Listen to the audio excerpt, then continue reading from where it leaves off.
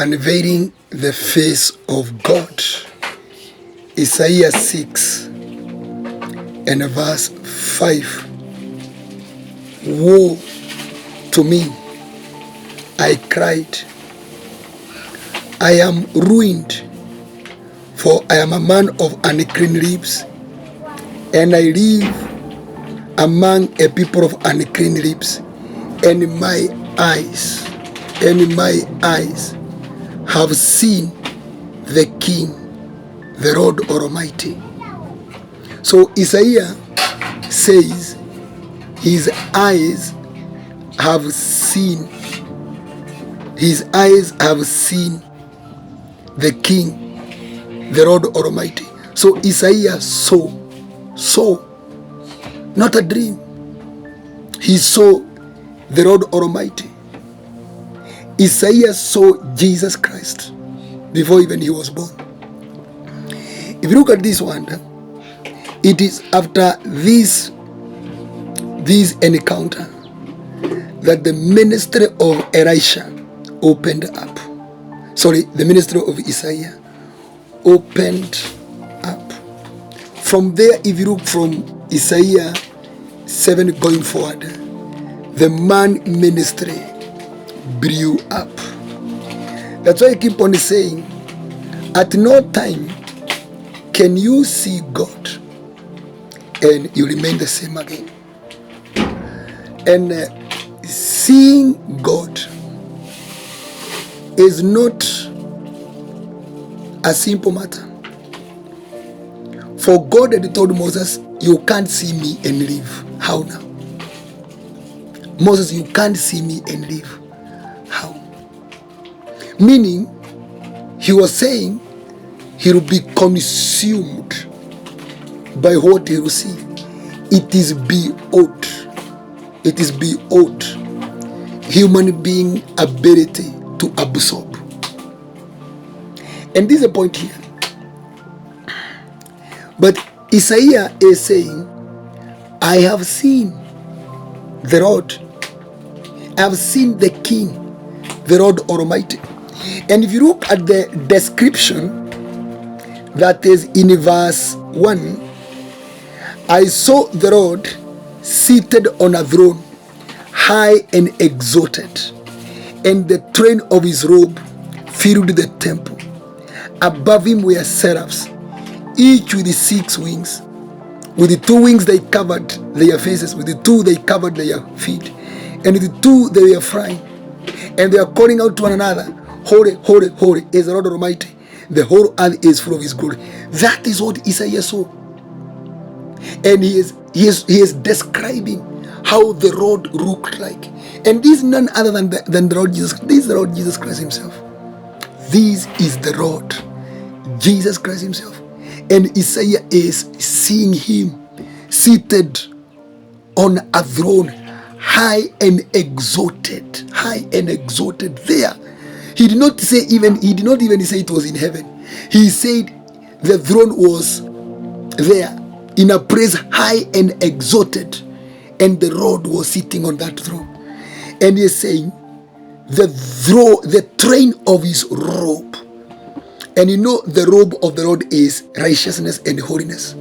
He is saying the train of his robe filled the temple.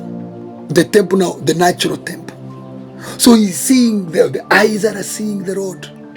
But the glory of the Lord, in terms of his splendor, magnificence, excellence, holiness, and righteousness, filled the temple, exposing the sinfulness of Isaiah and those people who were with him there. And then he saw the road was surrounded by seraphs, not the cherubims, not angels. These are seraphims, which are full of, they are with 6 wings, and they are full of eyes of all over. They are the one who are covering the Lord. They are protecting. I don't need to protect because you cannot protect God. They are covering his glory, his majesty, his magnificence, his awesomeness, his sweetness. Oh, that he is covered. Imagine that Lord you see, and then he is covered with seraphim. Study about seraphims, and you'll be able to see that kind of God, how he looks like. Seraphims. These are top-notch angels who are in the highest ranking in the chain of command that is angelic. They are the top-notch. They're the one who cover the Lord, the rod of glory. They are there covering him. It's very sweet, feel nice. And this is what Isaiah is saying. And he is saying, me, my eyes have seen the King, the Lord Almighty, the Sovereign One. Let God appear to us. Let God reveal himself to us. But the question is, does God have an issue in making himself seen? In making himself visible? He has no problem. The problem is, he is visualizing himself to who? To who is he appearing to?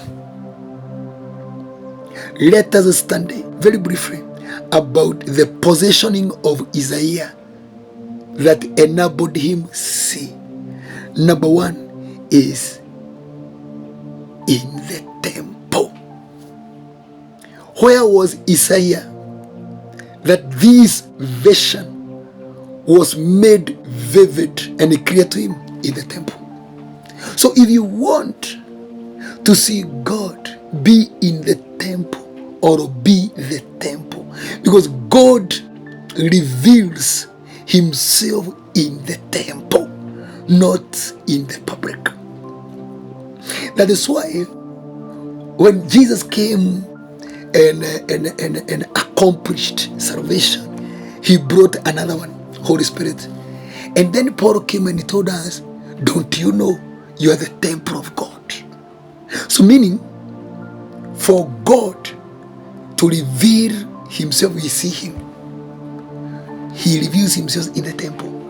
So the greatest secret is become a temple of the living God. Now that is where the major problem is, because people still want to be in charge of their bodies. And Paul said, God will punish everyone that destroys his temple, and your body is his temple. If you look there, something else that you need to understand that still played to the advantage of this Isaiah, if you can read verse 4, at the sound of their voices, the doorpost and threshold shook, and the temple was filled with smoke. Now the smoke of the glory of God. But consider verse 6. There is something there we can also highlight. Then one of the seraphs flew to me with a live coal in his hand, which he had taken with the tongs from the altar. The next thing is altar of fire. So Isaiah was in the temple, and inside that temple there was an altar, and that altar had the coals of fire. And these seraphim, this seraph, took the coal of fire, or it was still burning hot, came with it and burned Isaiah's mouth and atoned his sin of reckless mouth speaking. So that one tells us where Isaiah was, there was an altar that was burning. So God shall reveal himself where we are operating from an altar. Do you remember Zechariah? He saw the angel Gabriel when the angel Gabriel was standing on the altar of incense. Know the secret of becoming the temple of the Lord and having an altar inside you.